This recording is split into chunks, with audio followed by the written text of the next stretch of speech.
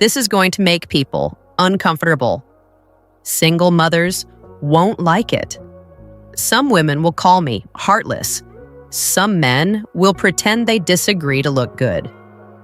But someone needs to say it, and I'm going to say it. Here's why men won't date single mothers, and it's not what you think. Single mothers complain constantly that men won't date them seriously, that men will sleep with them but won't commit, that men ghost after learning about the kids. And then they blame men. They say men are shallow, immature, afraid of commitment, intimidated by strong women. Wrong. Men aren't avoiding single mothers because they're judgmental. They're avoiding them because the math doesn't work. Because when you calculate what you're signing up for versus what you're getting, the deal doesn't make sense. That's not cruelty. That's a rational decision. And that rational decision starts with the first calculation every man makes. Reason number 1, you're never the priority. A man knows going in that he will never be first. The kids come first, and they should. That's not the problem. The problem is that his needs will always rank below children that aren't his. The ex-husband or baby daddy will always exist in some form, which means another man will always have a claim on her time, her energy, her attention. For a lot of men, that's not a challenge to overcome. That's a hard no. They don't want to spend their life competing for third or fourth place in a woman's priorities. They don't want a relationship where they're perpetually on standby, waiting for when the kids don't need something and the ex isn't causing drama. And that's not a relationship. That's being an emotional support accessory who shows up when convenient and disappears when needed elsewhere. But not being the priority is just the surface issue. The second reason goes deeper and hits harder. Reason number 2, high responsibility, low authority. This is the big one. People avoid saying out loud, but it's the deal breaker for most men. He's expected to provide, protect, be emotionally available, help raise the kids, contribute financially to a household that isn't his, be a father figure when it suits her. But here's what he doesn't get: authority. He can't discipline freely. He can't make final calls. He can't fully shape the household because they're not his kids. Because she's the parent and he's just the boyfriend. Because the real father, even if he's barely in the picture, still has more say than the man who's actually there every day. And that imbalance feels like a trap to most men. You want me to pay for them, feed them, take them to practice, deal with their attitude, but I can't actually parent them? You want me to have all the responsibility with none of the authority? That's not partnership. That's being used. And when the kids act out or disrespect him, he has no real recourse. He can't handle it the way he would with his own kids. He has to defer to her. He has to walk on eggshells. He has to accept being undermined in his own home because they're not his kids, and she'll always side with them over him. Which is why most men look at that dynamic and say, no thanks. But even if a man could accept the lack of authority, the third reason cuts to something even more primal. Reason number 3, another man's legacy. Men are biologically wired to invest in their lineage. That's not opinion, that's evolution. When a man spends his time, money, and emotional energy raising kids, he's investing in the future.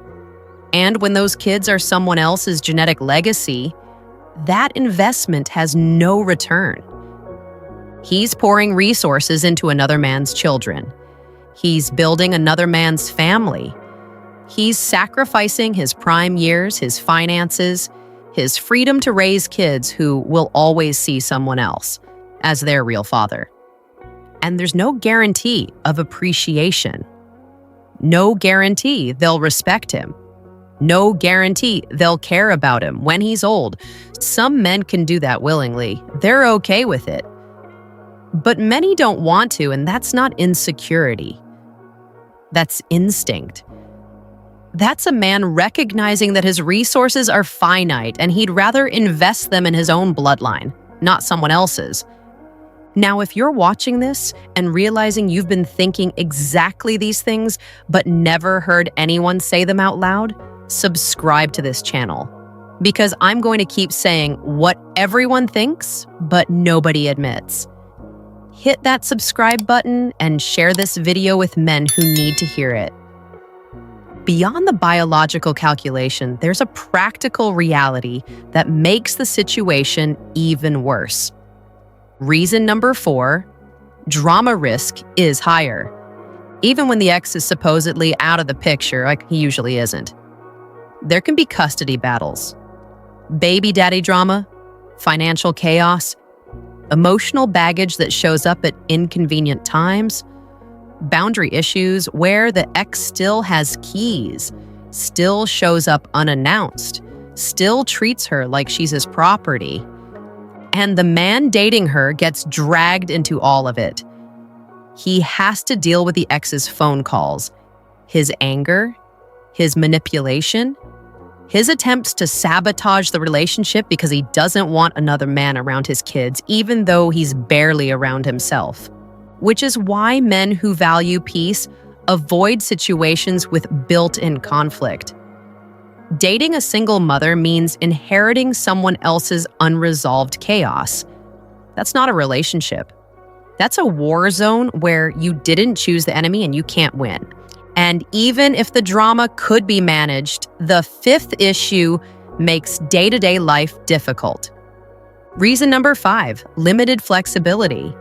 Single mothers often can't move easily, can't travel freely, can't be spontaneous, can't prioritize the relationship the same way a childless woman can. Everything revolves around custody schedules, school calendars, the kids' activities, the ex's availability. That's not a flaw. That's reality. But many men want a partner who can build a life with them, not around existing constraints. They want a woman who can say yes when he suggests a weekend trip, who can relocate if his career demands it, who can focus on building their relationship without constantly putting it on hold for other priorities. A single mother can't offer that. Her life is already set. He's fitting into her world, not building one with her. For a lot of men, that's a non-starter. Which brings us to the final calculation, and it's the one that ends the discussion for most men. Reason number 6, risk versus reward feels off. From a man's perspective, he's calculating what he's taking on versus what he's getting. More responsibility, less freedom, higher emotional risk, drama he didn't create, financial burden for kids that aren't his, limited flexibility, never being the priority, no authority in the household. And in exchange for all that, he gets what? A relationship with a woman who has less time, less energy, less attention for him than a childless woman would, who comes with complications and baggage and another man permanently in the picture. When you frame it that way, the calculation is simple. Why take on more responsibility, less freedom, and higher emotional risk when I could date someone without those complications? And that calculation alone ends it for many men. It's not personal. It's not cruel. It's just math. Speaking of making better choices for your life, are you in the Senior Men Club weekly newsletter yet? Every week, we send practical strategies, raw insights, and real talk about living stronger, more independent, healthier, and more fulfilled after 60. Over 3,000 men like you are already getting it. No fluff, no political correctness, just truth that helps you live better. Link in the description and pinned comment. Join them. Now, back to why this matters. Here's the part people hate hearing, but it needs to be said. Most men who avoid single mothers aren't judging them. They're protecting their future. They're making a rational decision based on what they want their life to look like. And they've decided that raising someone else's kids while being treated as secondary isn't part of that vision. That's not immaturity. That's not fear of commitment. That's a man knowing his worth and refusing a bad deal. But to be fair, are there men who date single mothers? Of course. They usually fall into specific categories. Men who already have kids themselves, so they understand the dynamic and have their own children to focus on. Older men who are done building and don't mind stepping into an established situation. Exceptionally patient and stable men who are willing to accept the trade-offs. Or men who are emotionally bonded enough to the woman that they're willing to take on everything that comes with her. Those men exist, but they're a small percentage. And most single mothers are competing for that small pool of men who are willing to take on a situation most men actively avoid. Which brings us to the final truth. And this is the one that makes people the angriest. Single mothers aren't undateable. They're just not a good deal for a large percentage of men, especially childless ones. That's not cruelty, that's reality. That's the harsh calculation that happens every time a man finds out she has kids and decides whether to move forward or walk away. And most men walk away. Not because they hate kids, not because they're selfish, not because they're immature, but because they're doing the math and the numbers don't work in their favor. High cost, low return, built-in complications, and permanent limitations. That's not a relationship most men want to sign up for. Can a man fall in love with a single mother and make it work? Yes. Does it happen? Yes. Is it common? No. Because most men, when given the choice between a woman with kids and complications versus a woman without, will choose the simpler option every single time. And that's not a judgment on single mothers as people. It's a judgment on the package deal they represent.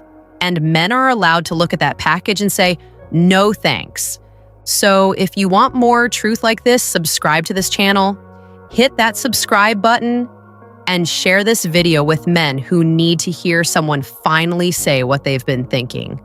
Because I'm going to keep breaking down the realities nobody else will talk about. And drop a comment. Am I wrong?